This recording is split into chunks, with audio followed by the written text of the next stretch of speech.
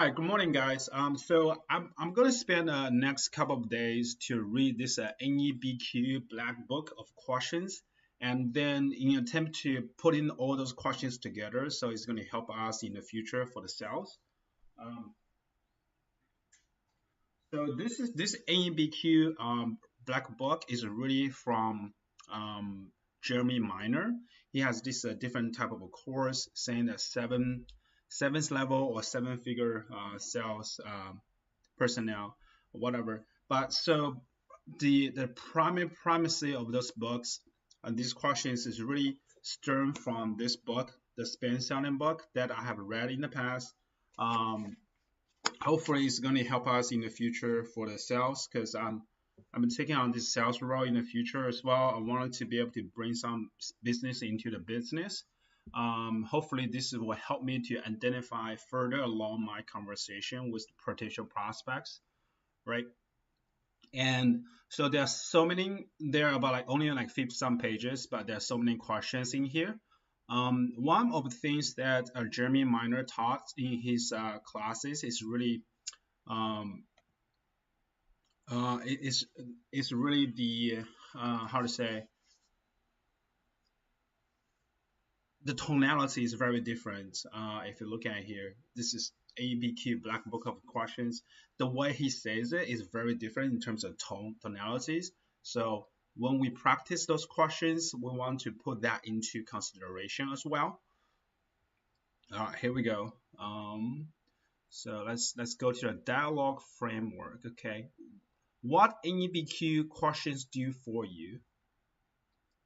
Let's look at what NEPQ questions the new model of selling will do for you, which is actually quite a lot. First, questions gathered, analyze, and dialogue.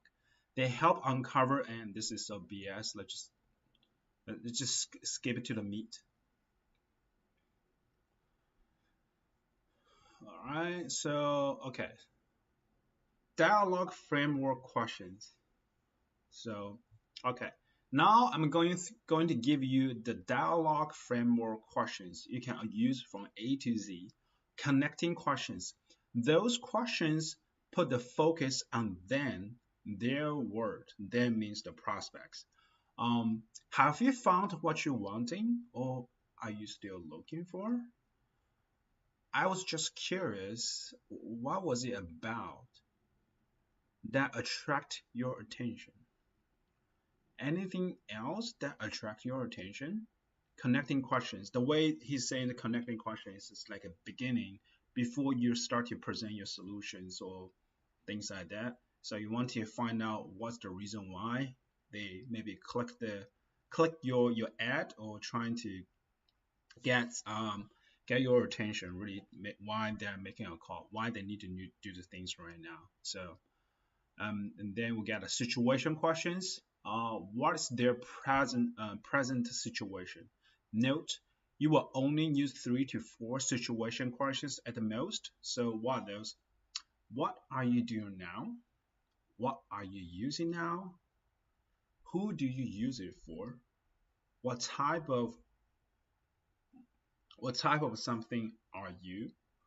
How long have you been looking for something? How long have you been looking for solutions? What got you involved with this? What got you involved in something, right?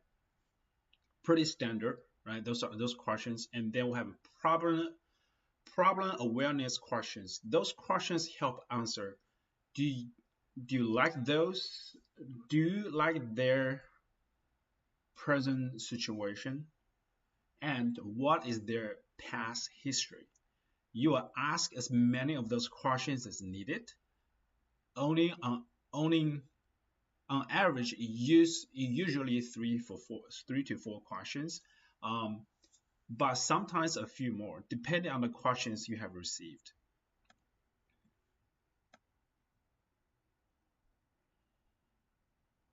Right. So here we go. Do you like what your provider is doing, giving to you? What do you like or don't like about the current situation? Why do you like it, or why don't you like it? plug in what they do like or don't like. So this is probably something you gather from the prior situational questions. Is there anything else you like or don't like? Why do you like it though? Why don't you like it though? Plug in why, what they do like or don't like. So those are really trying to get an understanding regarding, help them, ask them to defend themselves. Why I like this? Why I don't like this? Is there a reason? I can help to facilitate that, things like that. All right. So, and then we have our two truth questions. Use this only if you need it. Okay, you will only use 3 to 4 situational questions at the most. So here we go. It sounds like things are going fairly well for you. Is there anything you would change about something if you could? I actually use this quite a trying to use this quite a lot right now. So say you have a software company, they are provide. Let's say you have a CRM company you're using right now. You're pretty happy with them, but you're trying to pitch your prospect saying that hey, you have a same CRM tool, but at the same time, I still you still want to pitch them to see if there's anything that you guys can get in there. So it sounds like things are going fairly well with you. For you, is there anything you would change about your CRM if you could? So, because in this situation, nobody likes their certain things 100%. There's gotta be always an improvement can be done, right? So in that situation, then by asking these questions, this is probably able to tell unveil a different truth, right? So the second one, why would you change that? So this is really help ask them to defend their position. Yeah, I want to change my CRM. I like it very much, but I mean, it just becomes so clogged that's so slow. Um, okay, why would you change that though? Yeah, it's just so slow. I mean, it's as we get a huge amount of the data sets, it's getting so clunky and it reduces efficiencies. Now we understand. Well, even though they like their CRM, but at the same time they also want to have increased efficiencies to be able to handle a bigger data sets going forward, right? So that's good. Why is that important to you now, though? Like, what makes you want to change now? I mean, you could have waited for another 6 months or so, right? Has that had any impact on you? I mean, in what way, though? How would you feel being able to do that, right? How would you feel being able to load thousands of data sets into the program at the same time to be able to process efficiently? How would you able to do? How would you make it feel? Right? What has you stopped you? What has stopped you from getting what you are looking for? Right? And this is really powerful.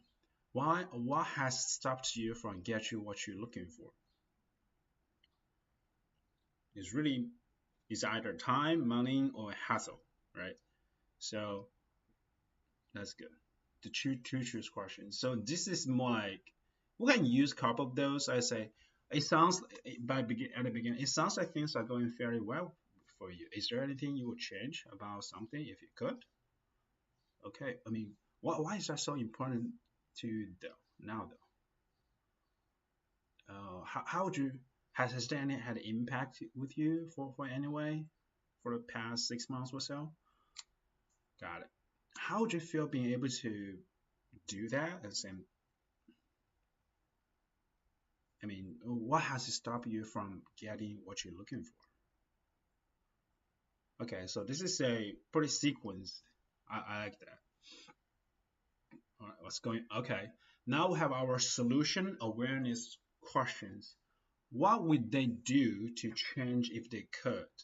Those these questions involve their ideas and let them own their problem emotionally.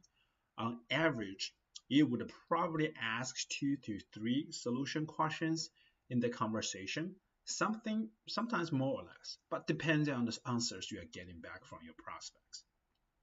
Okay, so what we got here? Have you been out there looking for something that would give you what you're wanting?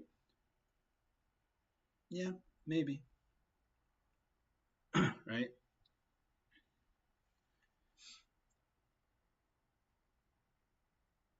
Have you been out there looking for something that would help you to solve the issue? Have you been out there looking for the CRM tool that will help you to manage a bigger data sets? Right? What have you done about changing this, if anything? What have you done about changing the CRM, if anything? Um, have you how did you see your life being different than it is now? Um, you solve this problem. How would it be benefit different than it is now for you? I mean, how would you make how would that make you feel? So I'm probably going to ask like, how would that make you feel if you can solve this problem now, right? What have you done about this, if anything? This is the same thing about this one. What have you done about changing this, if anything? What would you do about it if you could, though? I mean, what would you do about it if you could, though? If you could, thought? How do you see the benefit of you actually solving this problem? How do you see the benefits of you actually solving this problem? It's more like consequence, right? What's preventing you in the past from changing your situation, right? What have you what's going on? I mean, why haven't you changed anything yet? What did you find? How did that work for you? This is more like, hey, I did something. Okay, how did that work? So I'm probably not gonna say what did you find. I'll just say how did that work for you? What's prevent you from making a change in the past? What's preventing you from changing your situation? Okay. Now we have a consequence questions. Um, so what would they do if they don't change their current situation? Ask one to two of those normal in a normal conversation, right?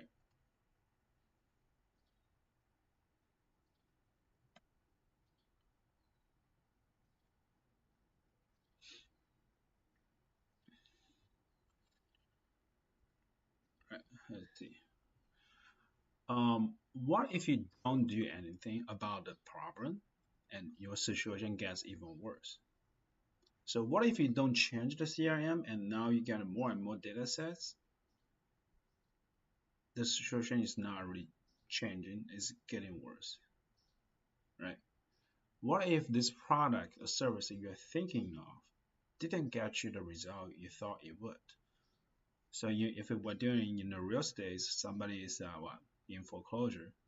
What if the loan modification you're thinking of didn't get you the result you thought it would? What if you don't do anything about the foreclosure and your situation gets even worse? Have you considered the possibility about not doing anything about your foreclosure? Have you thought about what would happen if you don't do anything about this? I mean, have you thought about if you don't? So the way deliver this is pretty is subtle. I would say the tonality it may tip people off. Um, I'm probably going to have enough how to say compassion when we say this. I mean, Jason, I mean, have you thought about like what would happen if we don't do anything about the current situation? I mean, what are you going to do I mean, what are you going to do if nothing changes? If you keep doing the same thing for the next 5 to 10 years? This could be a good question for a realtor. Say, for a headhunter if they're trying to hire somebody to do the job for them going forward, you know.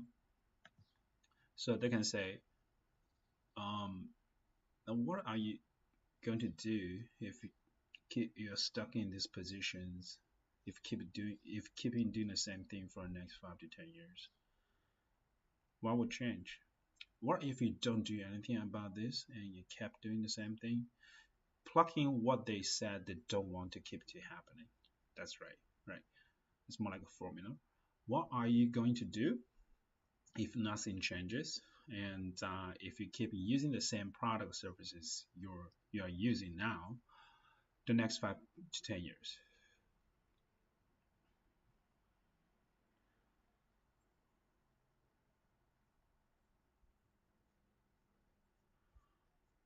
All right, so today we just stopped here. Excuse me.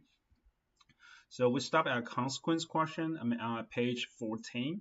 So tomorrow or next sessions, I'm gonna pick up from this qualifying questions, trying to qualify them and ask some questions. And after we go through all the questions, and we're trying to put everything together. But this is for it today, and go out there and make some sales, make some noise. Peace.